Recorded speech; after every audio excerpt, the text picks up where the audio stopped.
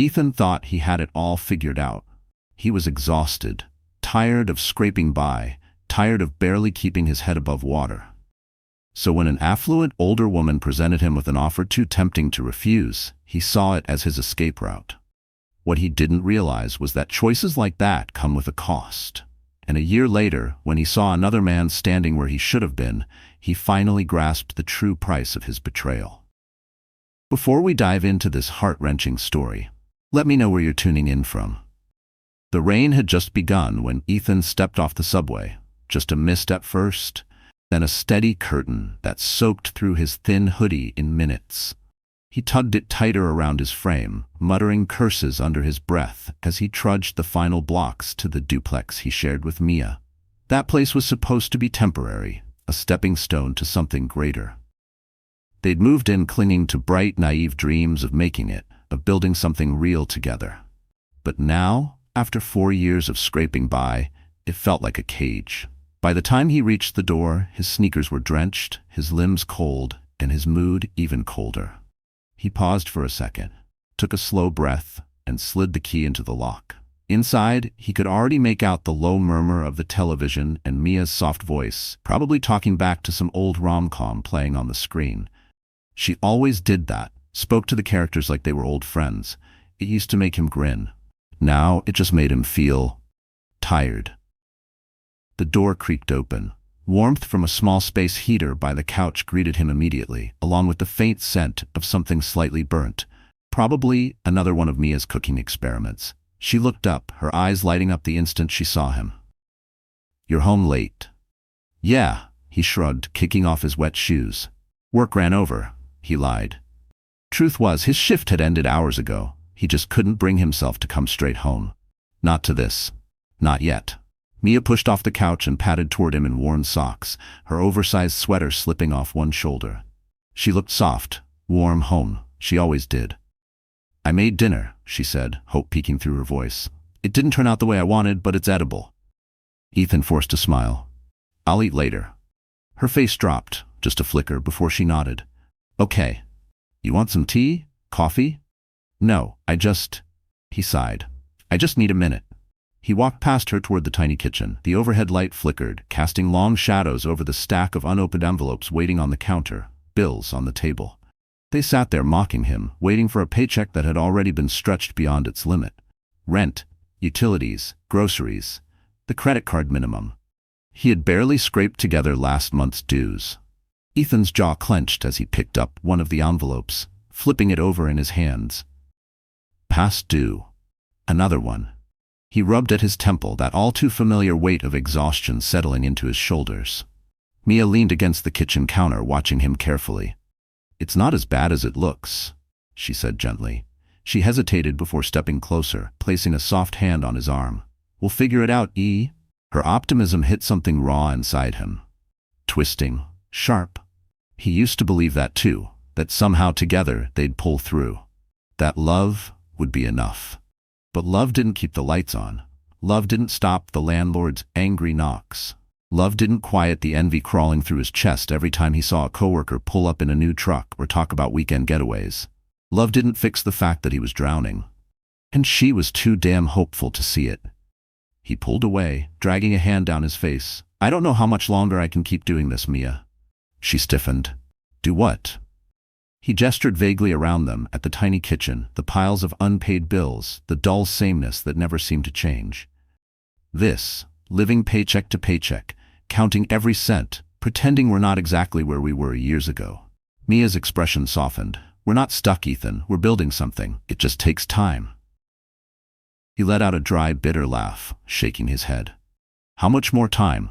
How long until we can actually breathe?" "Until I stop feeling like a failure every single damn day." Her brows pulled together, hurt flickering in her eyes. "You're not a failure." "Feels like I am." The words came out sharper than he'd meant them to, but he didn't take them back. She reached for his hand again, squeezing gently. "I married you because I love you. Not for the money, not for the house, not for some fancy car. That stuff doesn't matter to me. Well, it matters to me." Silence dropped between them. Heavy. Thick, like a storm cloud swelling in the middle of the room. After a long pause, Mia exhaled and stepped back. I know you're stressed. I know this isn't easy. But we're in this together. Ethan swallowed, looking at her. She held his gaze without flinching. But all he could feel standing there, looking at this woman who still believed in him, was guilt. Guilt for wanting more. Guilt for thinking she wasn't enough. Guilt for knowing that deep down, he had already started looking for a way out. Looking for a way out. The charity gala was a far cry from Ethan's world. He adjusted the stiff security badge clipped to the lapel of his black blazer, his fingers tightening slightly around the wire of the earpiece running under his collar. All around him, the city's elite floated effortlessly through the grand ballroom, draped in shimmering gowns and tailored tuxedos, laughing softly over champagne that probably cost more than his rent for the month. Every inch of the venue exuded wealth, not just the kind that bought comfort. This was the kind that bought influence, silence, protection, power. Ethan exhaled slowly, steadying his posture, hands clasped neatly behind his back like he'd been trained. He wasn't supposed to be noticed. Security at events like this was meant to blend in, background noise ensuring the rich and powerful had a seamless night without giving a second thought to safety. But that was the problem. He was the background, invisible. He watched men not much older than himself, dressed in crisp designer suits, discussing investments, second homes, and luxury cars over top-shelf bourbon. Their wives laughed beside them, glittering in diamonds and ease. It wasn't fair. Ethan had worked just as hard, probably harder. Yet here he stood, on the outside looking in, barely holding the pieces of his life together. The resentment burned in his chest, hot, bitter, consuming. He didn't belong here. And yet, he wanted to. Careful with that expression. The voice was smooth, low, and sultry, cutting through his thoughts like silk laced with steel. Ethan blinked and turned his head slightly. She stood just a few feet away, watching him with a knowing smirk. Claudia. She was the kind of woman who turned heads effortlessly. Older, maybe in her late 40s, but the years had only sculpted her beauty, not dulled it. Her deep burgundy gown hugged her body like it had been stitched to her skin. The high slit revealed long, toned legs that brushed softly over the marble floors as she moved. Her jewelry wasn't just expensive, it was deliberate. Each piece subtle but calculated. She wanted to be noticed, and more importantly, she wanted you to know that she was someone. Ethan cleared his throat and shifted in place. Sorry? Claudia smiled slowly, lifting a glass of champagne to her lips. After a delicate sip, she tilted her head slightly. That look in your eyes, she said. He frowned. What look? The one that says you're wondering, why them and not you? Ethan stiffened. He had been careful to keep his thoughts buried beneath the surface, but she had seen right through him. I don't know what you mean, he muttered, eyes flicking away. She chuckled, a deep, velvety sound that somehow made him feel even more exposed. Relax, darling. You don't have to pretend with me. Ethan wasn't sure how to respond. There was something about her presence that was unsettling, as if she already knew things about him, things he hadn't even fully admitted to himself. Claudia stepped closer. Her gaze drifted over Ethan in a slow, deliberate assessment. You're different from the other men working here. I doubt that, he replied flatly. Oh, but you are. Claudia swirled her champagne with lazy elegance. Most men in your position are content. They accept their place in the pecking order, grateful for whatever scraps the world decides to toss their way. She paused, eyes locking onto his with razor-sharp precision. But you? You're hungry. Ethan's jaw tightened. He didn't know why, but hearing her say it, calling out what he had spent so long trying to bury, hit deep, like she had reached into his chest and placed a mirror there. Claudia smiled, slow and knowing, like she had already won something. Come. He hesitated. I'm on duty, he said, trying to sound firm. Claudia raised a single, amused eyebrow. Please, you and I both know the real security is stationed at the exits. You're just here to make sure nobody spills wine on the mayor's shoes. Ethan exhaled through his nose, his posture stiff with hesitation. She leaned in slightly, her voice lowering, smoother now. 10 minutes.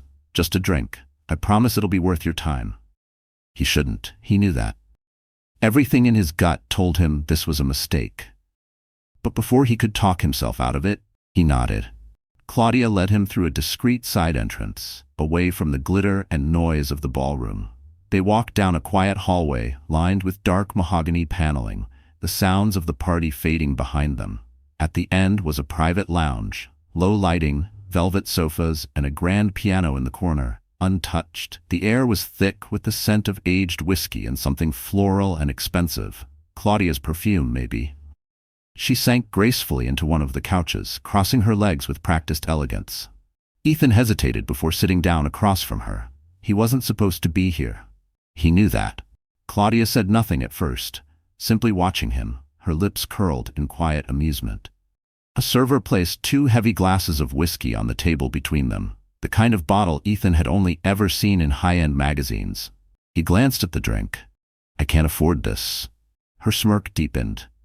"Good thing you don't have to." He swallowed hard, then picked up the glass. The liquid was smooth and rich, burning gently as it went down. Claudia leaned forward slightly, resting her elbow on the arm of the couch, her chin cradled in her palm. "Tell me something, Ethan. Do you ever wonder what it would be like?" He looked at her warily. "What?" "To have more." His grip on the glass tightened. Claudia's smile widened.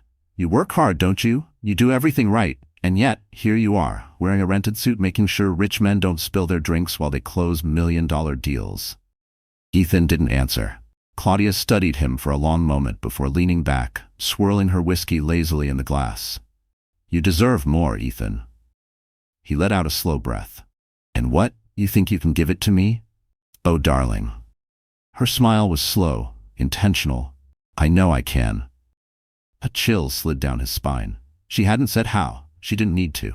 The way she looked at him, the weight in her voice, heavy with certainty, made it clear she already had a plan. The elevator door slid open with a soft chime, revealing a sprawling penthouse that looked more like a palace in the clouds than any ordinary apartment. Ethan stepped in hesitantly, his scuffed shoes sinking into the impossibly plush white carpet.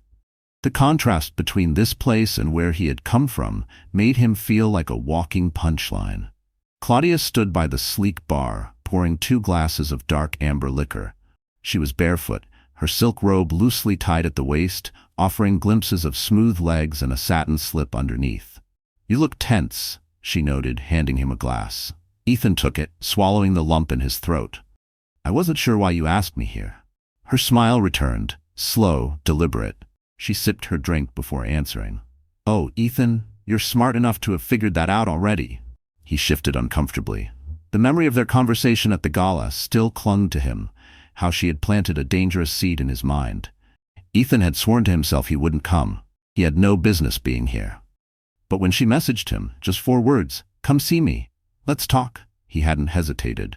Claudia sauntered over to the couch, settling into it with ease. She crossed her legs and watched him. "Tell me, Ethan, do you love your wife?" He stiffened. His grip on the glass tightened. "What kind of question is that?" "A simple one," she said, tilting her head. "You've been married, what? 4 years? 5? She hummed to herself. "And yet, here you are, sitting in my penthouse, drinking my whiskey, instead of home, with her." Ethan exhaled sharply, shaking his head. "This is just business." Claudia let out a soft laugh. "Oh, darling, everything is business." She leaned forward and set her glass down on the table between them. "Let's not waste time. I have a proposition for you." Ethan forced a crooked smirk. "You mean a job?" "Better." She let the silence stretch for a moment, long enough for tension to fill every inch of the room. "I can make you rich, Ethan." He frowned, leaning back slightly. "And what exactly would I have to do for that?" Claudia's eyes gleamed with quiet amusement. "Leave your wife." Ethan let out a short, disbelieving laugh. It had to be a joke. It had to be a joke.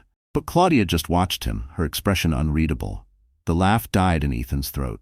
"You're serious?" he asked, his voice lower now, completely still. Ethan scoffed and shook his head.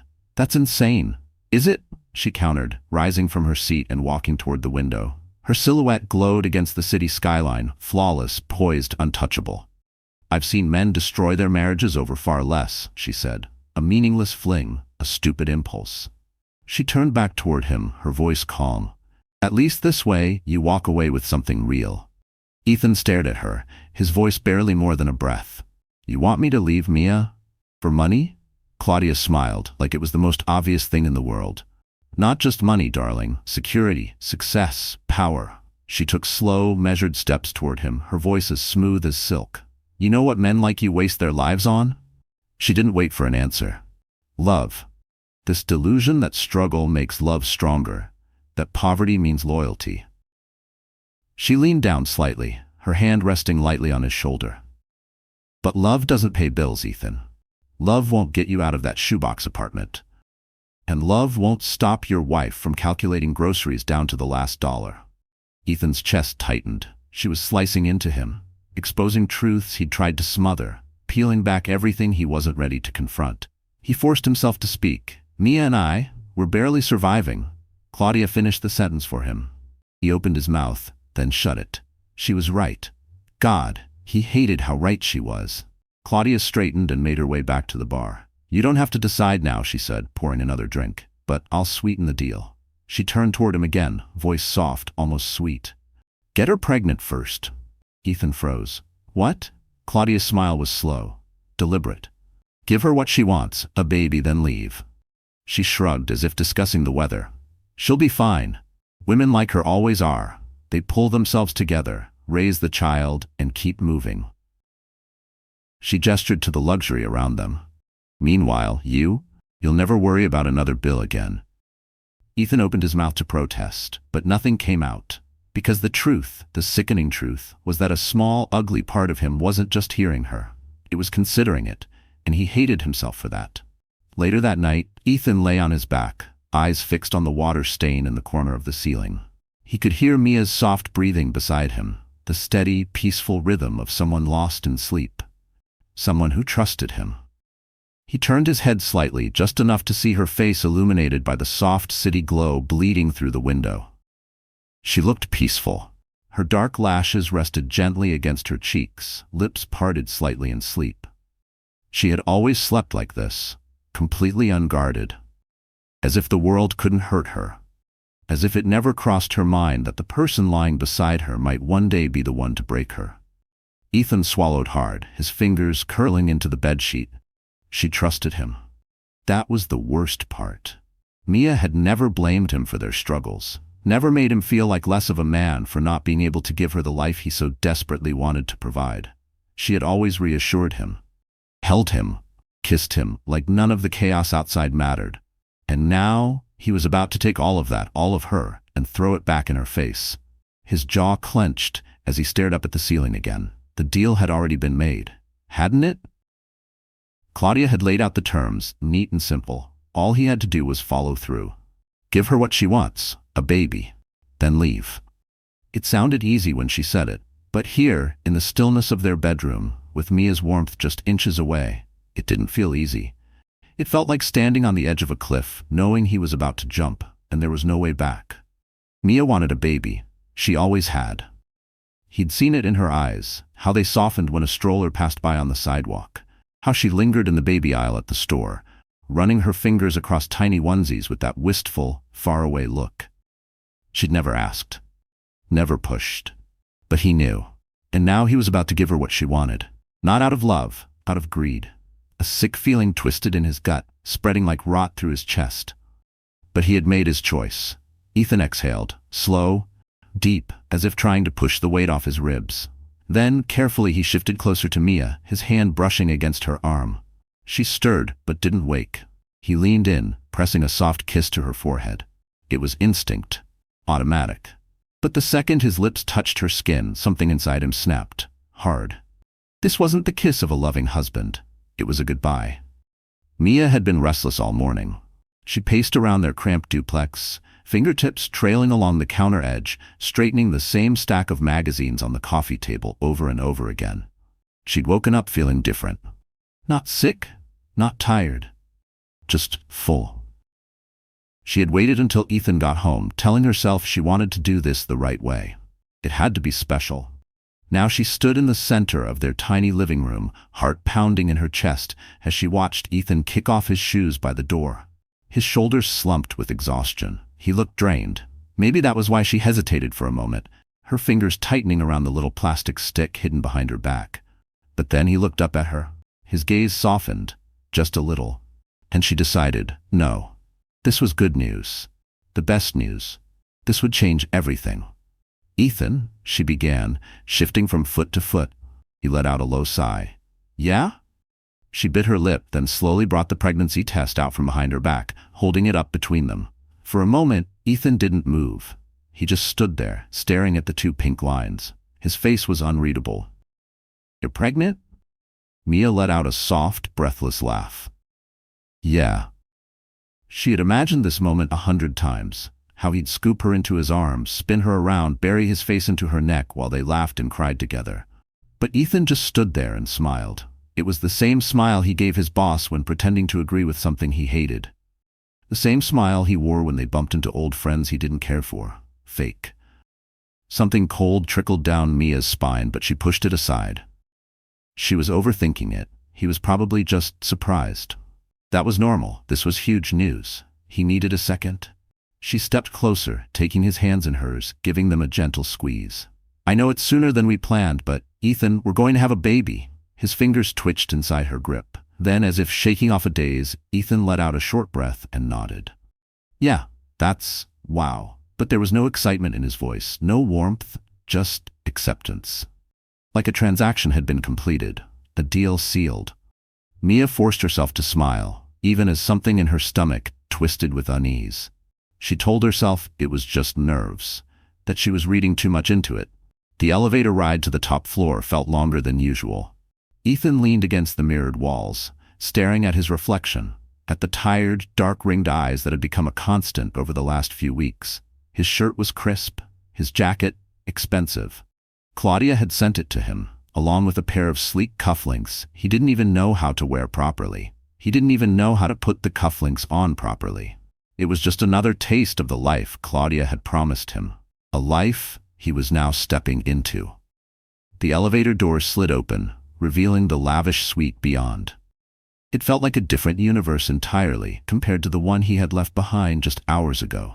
The scent of Mia's homemade pasta still lingering in his memory, the feeling of her head resting gently on his shoulder as she softly murmured baby names. Ethan stepped inside. His shoes sank into the thick, luxurious carpet. And there she was. Ethan, Claudia purred, her voice rich with satisfaction. I was starting to wonder if you'd changed your mind. It's done, he said, his voice lower than he expected. Claudia's smile widened. She rose from her seat and began walking toward him with slow, deliberate grace. So she's pregnant? Ethan gave a tight nod. The weight of those words settled over him like lead. Yeah. Claudia's fingertips trailed across the lapel of his jacket, smoothing out an invisible wrinkle. Good boy.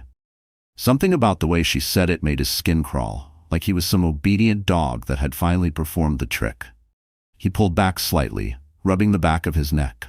Look, he exhaled, voice shaky. I don't know if I can actually go through with this. Before he could finish, Claudia let out a soft, almost amused laugh. Ethan, darling, she said, tone silky and calm, don't start second-guessing now. You came to me because you wanted more.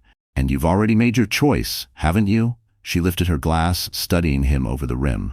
Let me guess, she was happy, overjoyed, maybe even cried a little. She took his silence as confirmation. Of course, she did. Women like Mia, they still believe love is enough. She rolled her eyes, taking a slow sip. They think struggle makes it stronger, that sacrifice means something.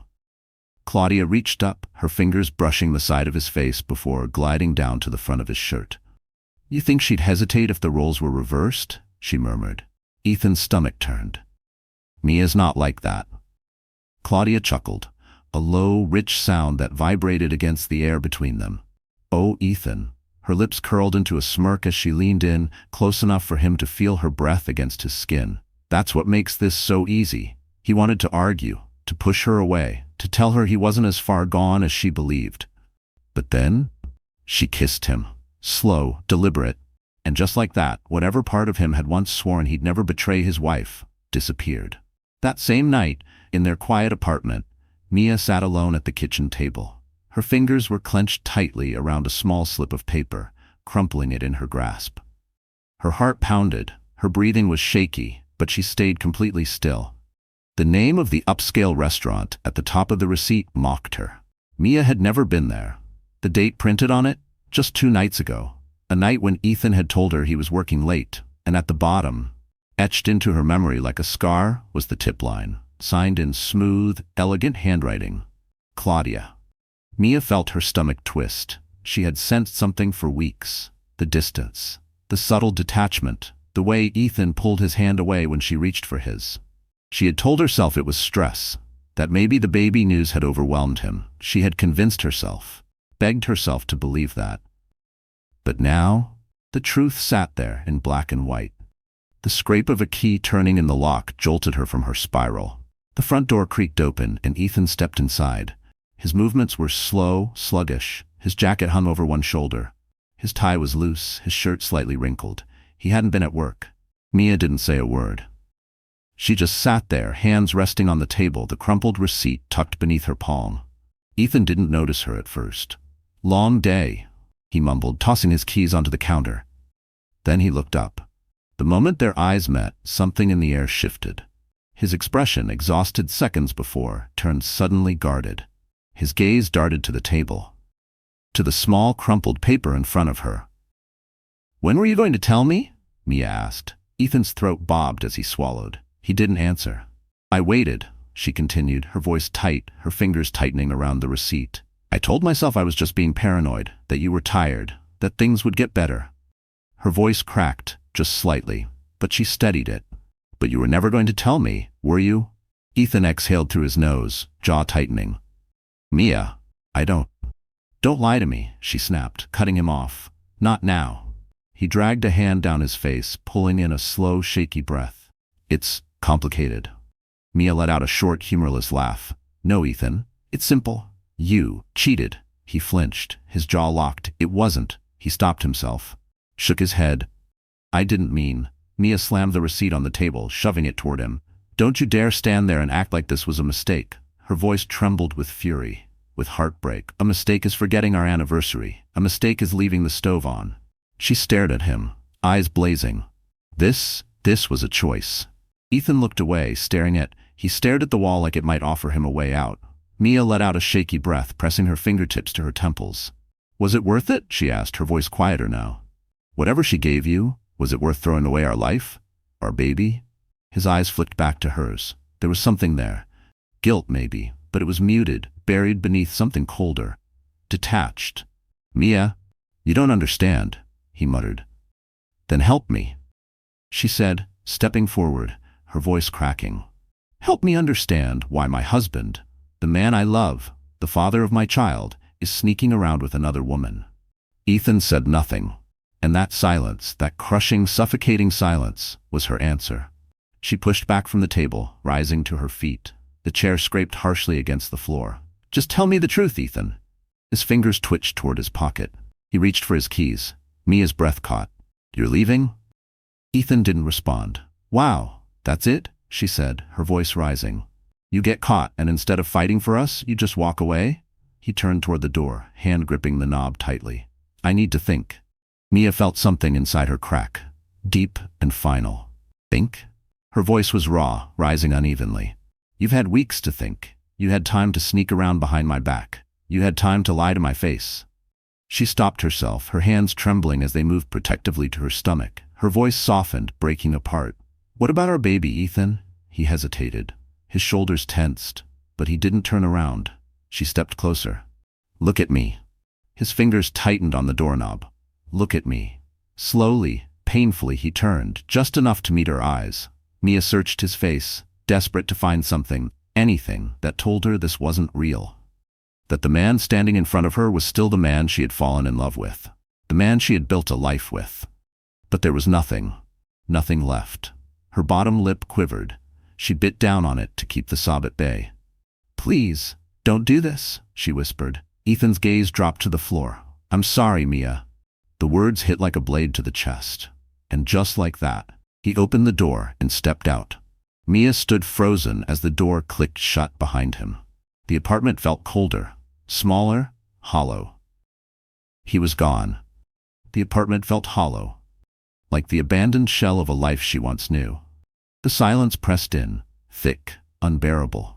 Where his laughter used to echo, where his footsteps once made the floor creak in familiar ways, where his very presence had made this place feel like home.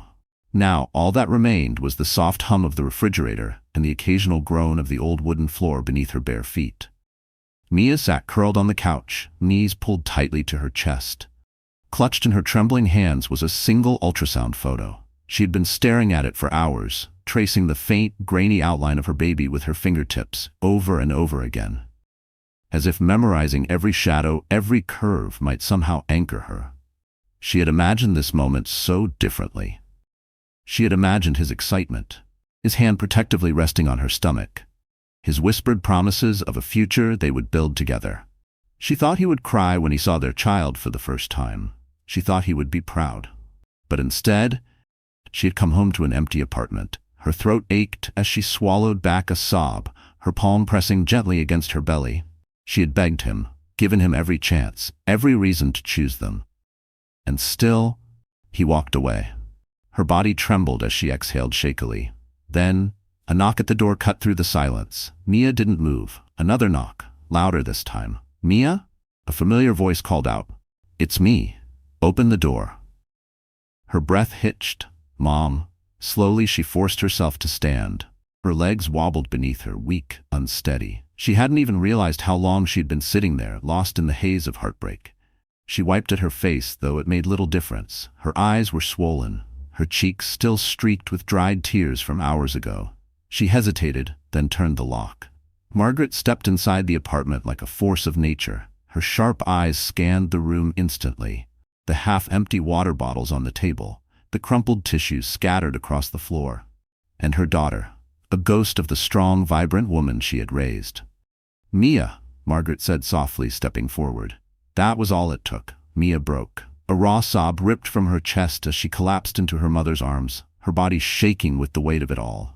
Margaret held her tightly, one hand smoothing over her hair, the other gripping her back, like she could somehow hold her together by sheer will.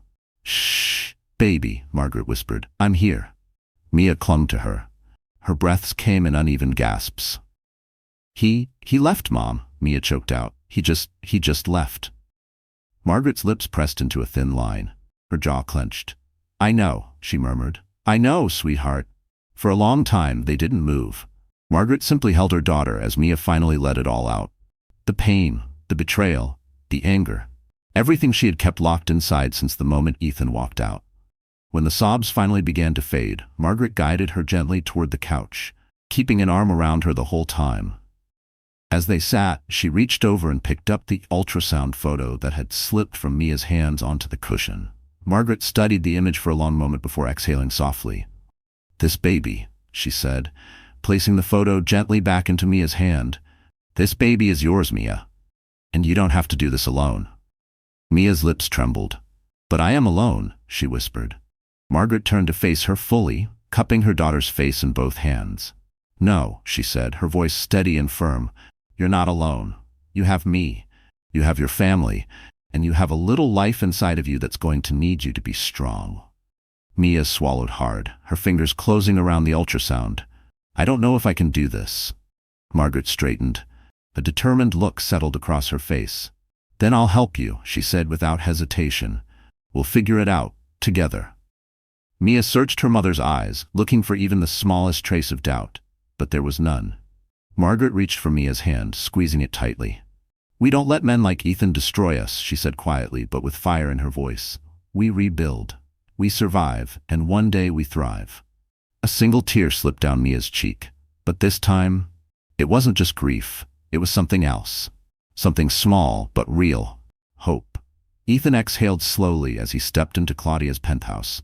The moment should have felt like a triumph. This was the life he had wanted, the life he had chased. Wasn't it? He dropped his bag near the entrance, eyes scanning the sleek, polished space that was now his new home.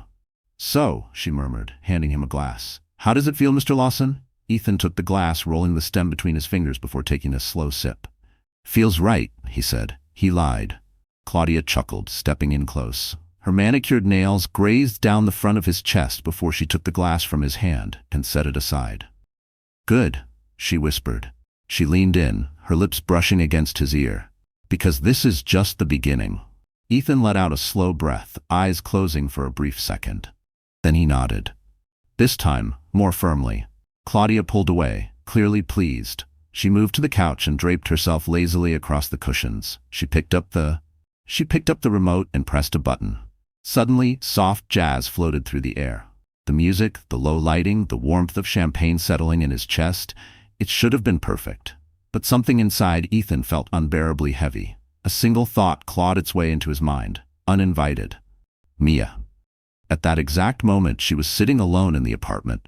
No, her apartment now. The place where they had built a life, and now there was no one there to hold her. Ethan. Claudia called, her voice smooth but firm. He turned his head.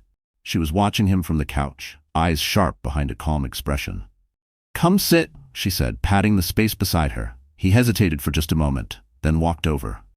Claudia shifted, draping her legs over his lap like she had already claimed him. "Relax," she purred, her hand gliding up his arm. "You're acting like you lost something." Ethan let out a forced chuckle, shaking his head. "Not at all." "Good," she said, tilting her head slightly as she studied him. "Because you haven't, you've only gained." The sun was warm on Ethan's skin as he lounged on the deck of Claudia's private yacht, a glass of whiskey in hand, the salty breeze ruffling his neatly pressed linen shirt.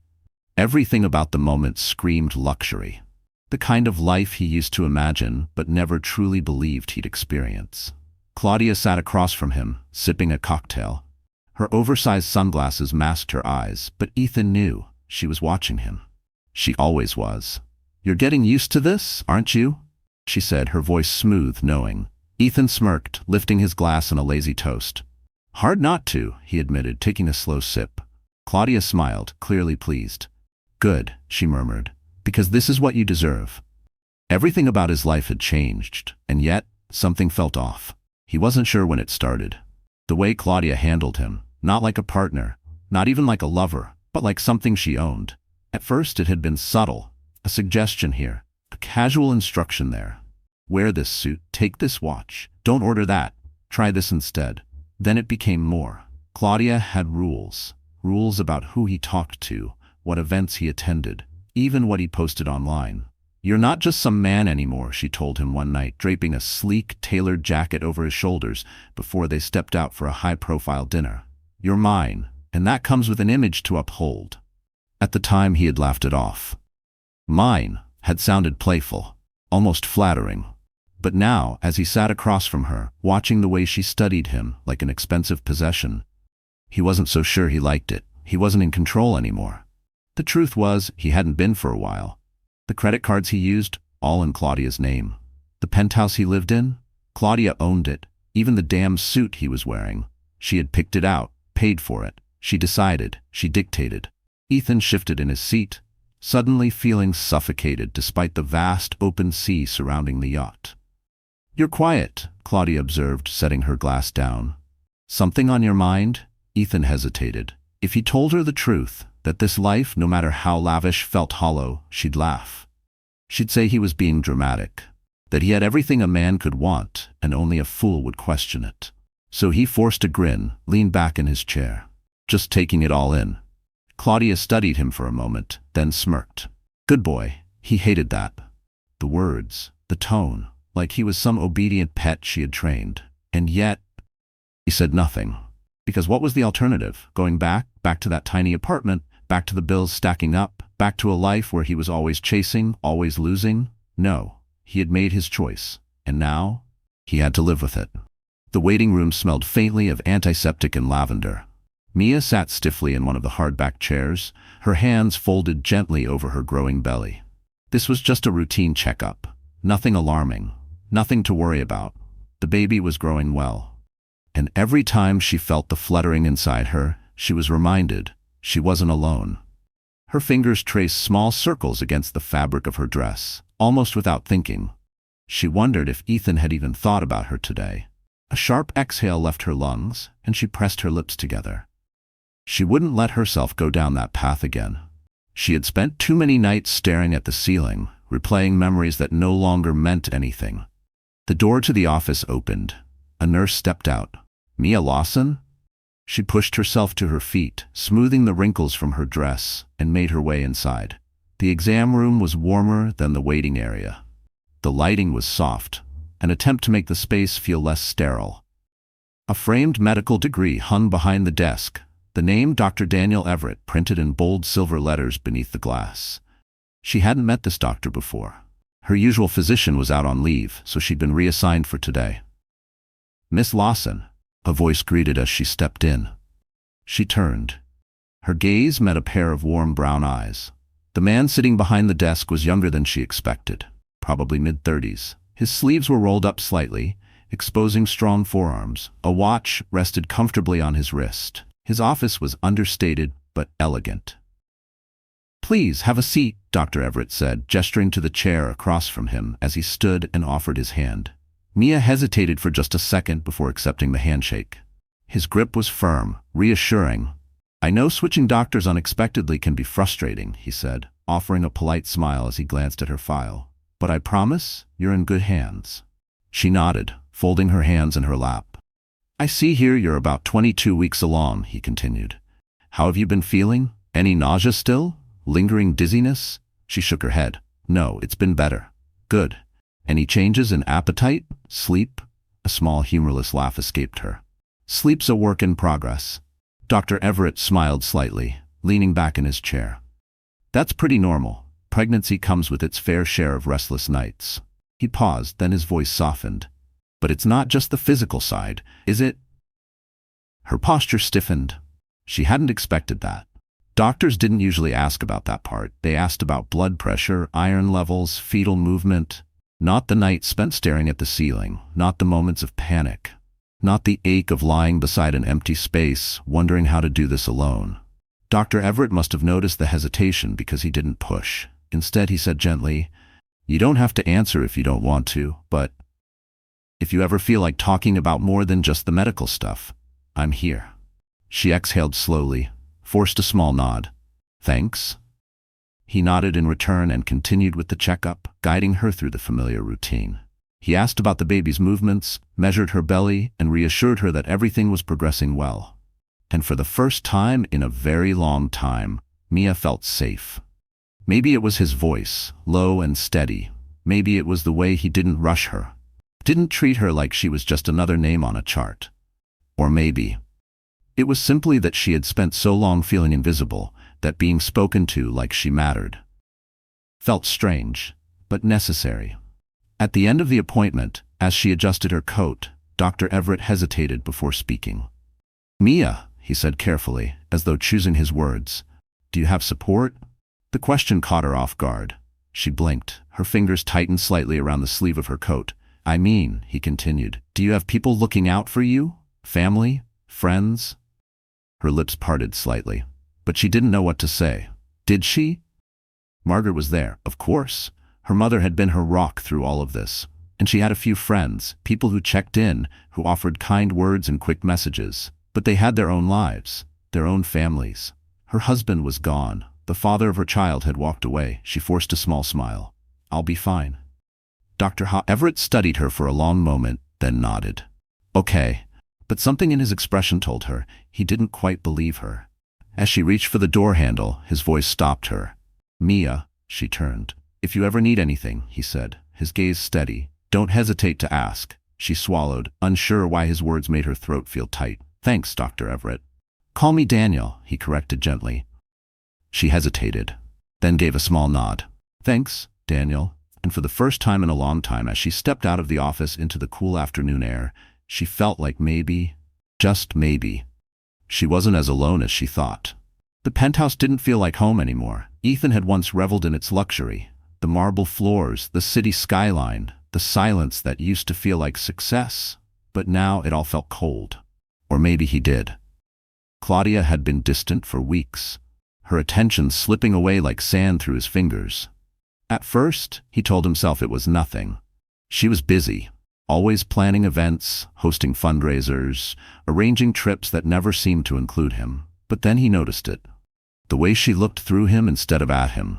How her once playful smirks had turned into distracted nods. And then, there was him. The first time Ethan saw the younger man, it was at one of Claudia's exclusive cocktail parties. He had been standing near the bar, nursing a drink he no longer even liked, when he saw her across the room. She was laughing, her manicured fingers brushing the arm of a boy who couldn't have been more than 25. His suit was sharp, his jawline even sharper. And he looked at Claudia with that wide-eyed, breathless admiration, the same way Ethan once had. The realization sank in slowly, like poison spreading through his veins. It wasn't a casual flirtation. Claudia had a new pet. Ethan clenched his jaw, fingers tightening around his glass as he watched her lean in. Whisper something into the young man's ear. Then laugh. That same sultry laugh she once saved just for Ethan. Something twisted inside him. Hard. Deep. He waited, watched for her to look at him, to acknowledge him. But she didn't. And the days that followed, they were worse. Claudia grew even more absent. Her excuses had grown thinner by the minute. She stopped inviting him to meetings, stopped asking for his opinion, stopped pretending he was anything more than a past indulgence. Ethan tried to convince himself it didn't matter, that he still had her, that she wasn't done with him yet. But that night, he came home to find his things packed. Suitcases, stacked neatly by the grand staircase. His designer suits, the expensive watches she had once gifted him. The shoes he used to take so much pride in. All of it, stuffed into luggage like he was nothing more than an afterthought. Claudia stood near the sleek black piano, sipping a glass of red wine. Her gaze cool, unreadable. Ethan's stomach dropped. What is this?" His voice came out hoarse, almost unfamiliar. Claudia didn't even look up. "I thought it was obvious." Ethan stared at her, chest tightening. "You're kicking me out?" She finally turned her head, her expression flat, indifferent, like he was a mild inconvenience. "Ethan, darling, let's not be dramatic." He let out a sharp laugh, shaking his head in disbelief. "Dramatic? You promised me a future. You said—" "Oh, please," Claudia interrupted, rolling her eyes as she took another slow sip of wine. "Don't embarrass yourself. You knew exactly what this was." Ethan's hands curled into fists, his stomach turned. "You used me," he said, the words sharp, bitter. Claudia smirked. "And you used me."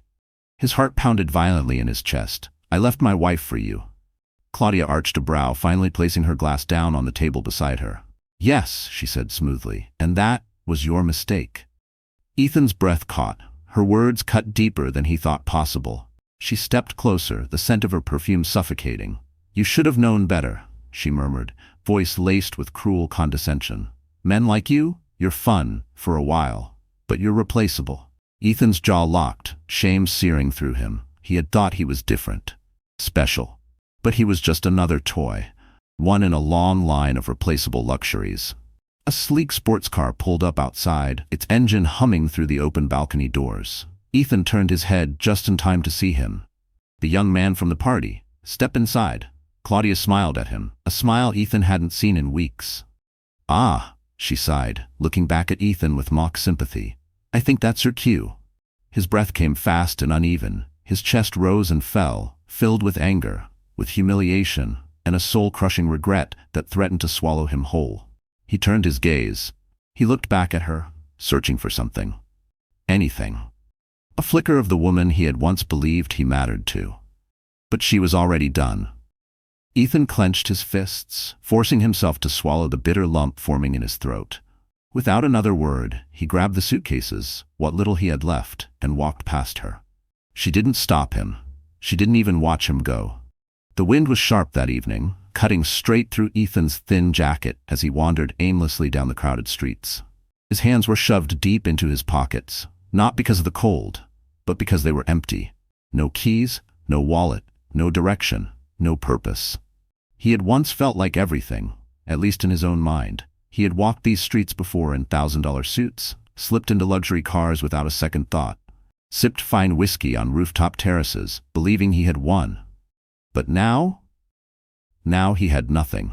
His reflection in a storefront window stopped him short. The man staring back wasn't the Ethan he remembered. His hair was unkempt, his face hollow from sleepless nights and skipped meals. His clothes, once pressed and saturated with expensive cologne, were now wrinkled, lifeless. He looked like a man who had lost, and maybe that was because he had. His stomach growled, but he ignored it. Hunger was the least of his problems. No job, no home. He'd crashed on a friend's couch for a few nights, but even they had started dodging his calls. Who wanted to keep around a man who couldn't even afford his own dinner? Ethan sighed, dragging a hand down his face, the weight of everything settling into his bones. The streets around him buzzed with life, laughter, Conversations, people moving forward, while he stood still. Couples passed him, hand in hand, lost in their own little worlds. Parents pushed strollers, toddlers giggling and pointing at colorful holiday displays in storefront windows. And then, he saw her. Mia. Ethan froze mid-step, breath catching painfully in his throat. She stood outside a baby boutique, bathed in the glow of the store's golden lights. Her hand rested gently on her belly, rounder now. She looked radiant, more beautiful than he remembered. But she wasn't alone. Daniel. Ethan recognized him immediately, even before the man turned toward her and said something that made Mia laugh. A soft, genuine laugh, the kind Ethan hadn't heard in months, maybe longer. Daniel had a hand resting protectively on her lower back, guiding her gently toward the window display. They were looking at baby clothes. Ethan's stomach twisted violently. He should have been the one standing beside her, picking out tiny onesies and socks that looked too small to be real. His fingers clenched into fists as he stepped closer, drawn in by some cruel, masochistic need to see, to know, to find out if he had been completely erased from her life. Inside the boutique, Mia held up a small white onesie dotted with blue stars. Her eyes were soft, full of something he used to know. She turned to Daniel, holding it up. Daniel smiled, nodded. Then without hesitation, he pulled out his wallet and handed his credit card to the cashier. Ethan felt sick. That should have been him. He staggered back a step, gripping a nearby lamppost to steady himself as the world tilted. The noise of the street faded, the people blurred. All he could see was them, a perfect picture of what could have been. No. What should have been? Daniel leaned down, pressing a soft kiss to Mia's forehead, then wrapped an arm around her shoulders, pulling her close. She melted into him, rested her head against his chest. It looked natural. Right. Ethan's breath came in short, broken bursts. She had moved on. She had found someone who deserved her. The rain had started an hour ago. A slow, steady drizzle that soaked through Ethan's clothes, clinging to him like a second skin made of regret. He barely felt it. His knuckles hovered over the door, trembling. He had been standing there for what felt like forever, staring at the chipped paint on the old wooden frame, trying to work up the courage to knock. What if she didn't open the door? What if she did? The last time he walked out of this apartment, he had been a different man. A man who thought he was winning, who thought he was too good for this small, simple life. He had shut the door on the woman who loved him, and now he was back. Broke. Desperate. He forced his hand forward and knocked. Once, twice, silence. His heart pounded as he listened for movement. Part of him hoped she wasn't home.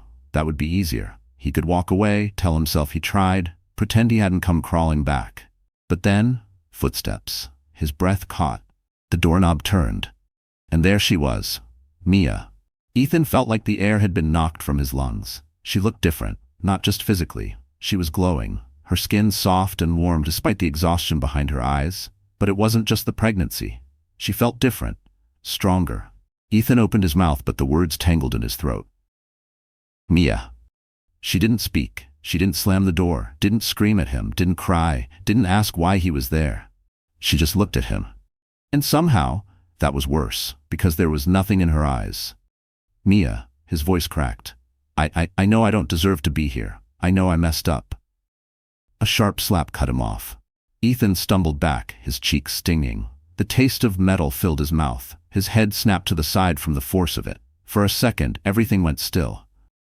Then, slowly, he looked up. But it wasn't Mia standing there anymore. It was Margaret. Her hand was still raised, fingers trembling from the impact. Her face was tight with rage, but her eyes were worse. They were filled with something colder than anger. Disgust. How dare you? Her voice was low, deadly. Ethan swallowed hard. I just wanted to. No. She shook her head and stepped forward, pushing him back without touching him. You do not get to come back here and act like you deserve to even breathe near her. His mouth went dry. What? She snapped. You just realized you ruined your own life? Her voice rose, sharp and bitter. You just figured out you walked away from the best thing that ever happened to you, that you left her to raise a child alone? Ethan flinched. I wasn't thinking. I was. His voice trailed off. Because what excuse could possibly be enough? Margaret let out a bitter, humorless laugh. No, Ethan, you were thinking. You were thinking about yourself. She stepped closer. And now that you've lost everything, you think you can show up here like some lost puppy and what? Be forgiven? His throat tightened. I wanted to see her. Margaret stared at him, long, hard. Then she shook her head. No. That word hit harder than the slap. Ethan's chest pulled tight, his hands clenched at his sides. Mia! He turned to her now, desperate, begging. She had to hear him. She had to care. Please, I don't expect you to take me back. I need you to know how sorry I am. I made a mistake. I was a fool. And I love you. I never stopped loving you. For the smallest flicker of a second, something flashed in Mia's eyes. A memory, a wound. But just as quickly, it vanished. You love me? Her voice was quiet, almost gentle. Was that before or after you walked out on me? She paused. Before or after you chose money over our family? Margaret took a step forward, voice low. Where were you? Ethan had no answer. Margaret's voice rose, fury bubbling to the surface. Where were you when she cried herself to sleep every night? Her voice shook. Where were you when she sat alone in that hospital room, hearing your child's heartbeat for the first time? She stepped forward, eyes blazing. Where were you when she needed you? Ethan swallowed, his hand shaking. You were with her, Margaret spat. The mistress, spending her money, drinking her wine, sleeping in her bed. While my daughter was here, alone, carrying your child. His entire body went cold. Margaret's lip curled. You are nothing to us, Ethan. He flinched and turned toward Mia, but she stopped him before he could speak. No, her voice was quiet, but firm, and that quietness, that lack of anger, of pain, of anything, that was what broke him, because it wasn't sadness, it was finality. I begged you to stay, she whispered. I begged you, and you walked away. Ethan's throat closed. Mia's gaze didn't waver. So now I'm asking you to do the same. The door closed. A sharp pain tore through Mia's body, forcing a gasp from her lips as she gripped the edge of the couch. A second wave hit, stronger this time. Her fingers clawed into the fabric, her forehead damp with sweat. Mia? Margaret's voice snapped her back. She tried to respond, but another contraction ripped through her, stealing her breath. Margaret didn't hesitate. She grabbed her phone. I'm calling Daniel. We're going to the hospital. Mia barely managed to nod, exhaling shakily, trying to ride it out. It was happening. Too fast. Too soon. But there was no time to think. The next few minutes blurred together. Margaret grabbing the hospital bag, sliding shoes onto Mia's feet, helping her up, steadying her as they reached the door. Outside, headlights cut through the dark. The familiar sound of Daniel's car pulling up filled the air. The door burst open. Daniel rushed inside. Mia. His eyes landed on her immediately, pale, shaking, breathless. He was at her side in seconds, one arm around her waist, steadying her. I've got you, he murmured. Let's go. The drive to the hospital was chaos.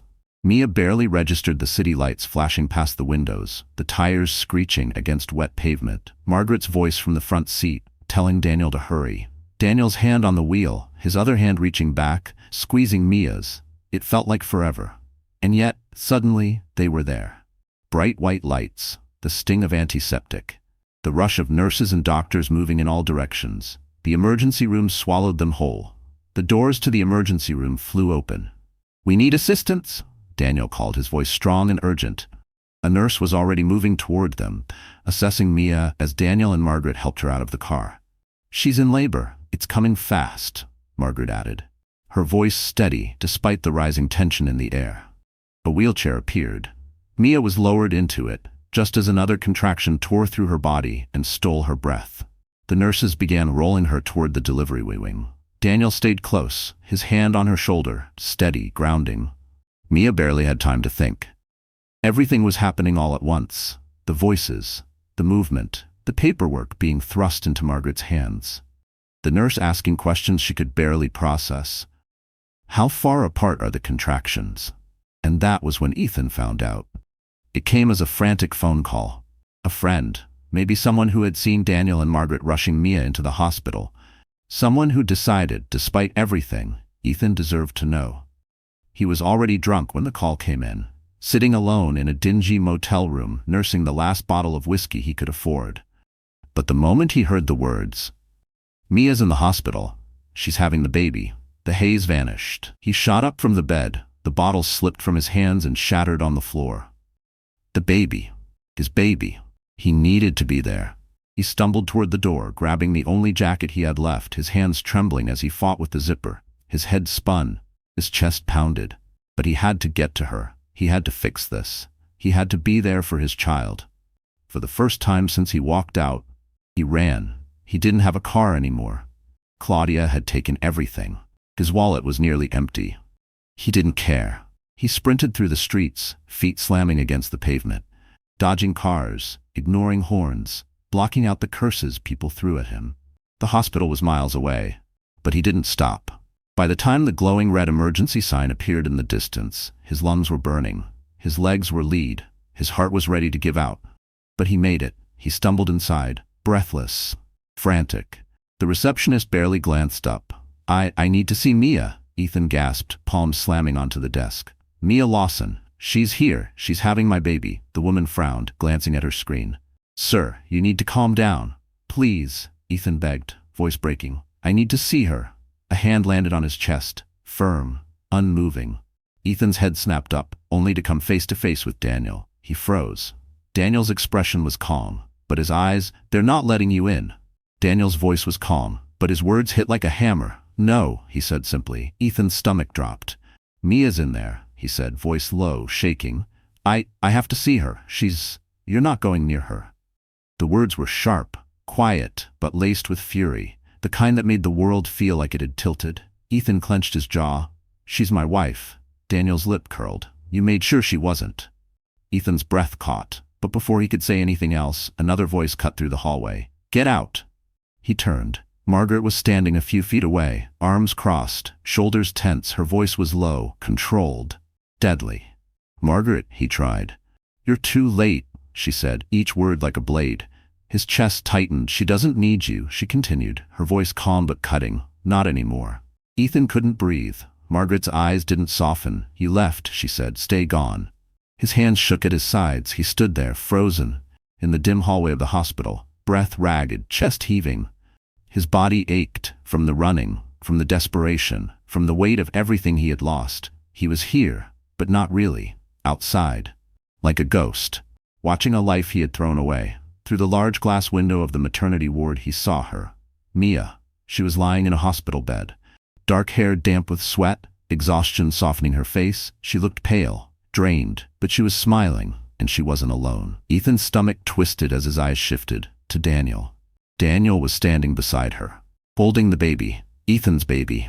Daniel was smiling down at the tiny bundle in his arms, hands steady, protective, like he had been waiting for this moment his whole life. The baby was wrapped in a soft white blanket, tiny, fragile, but alive.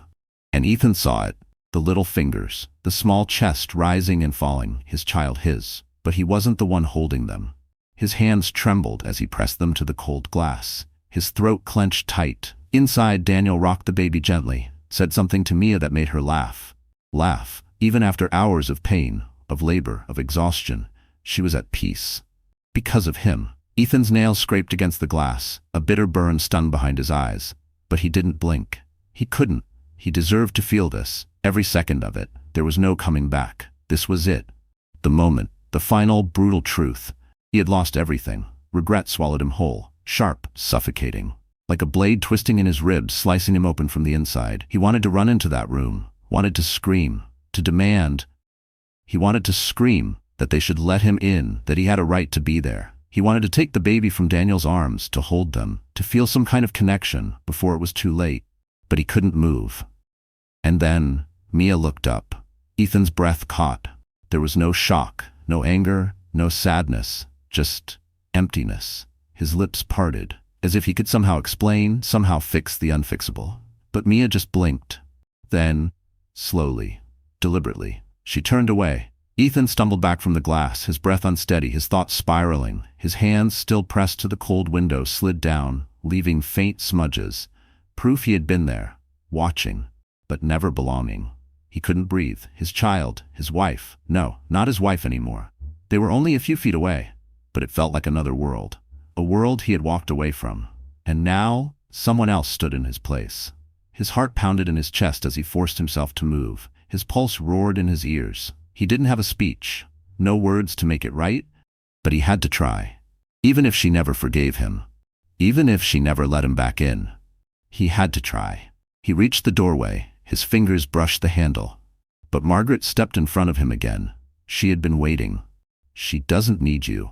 Her voice was steel. "She's finally happy. She has a man who loves her, who was there when you weren't." She looked him dead in the eye. "She has her baby, a baby you left." Ethan's chest crumpled in on itself. Margaret didn't flinch. "Stay gone."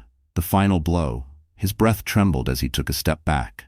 Margaret didn't move. She just watched him, waiting for him to leave. But he couldn't. The door opened. Ethan's breath caught. Daniel stepped out. He didn't speak at first. Then, with a calmness that sliced through Ethan's chest like a fresh wound, she said, "You can come in."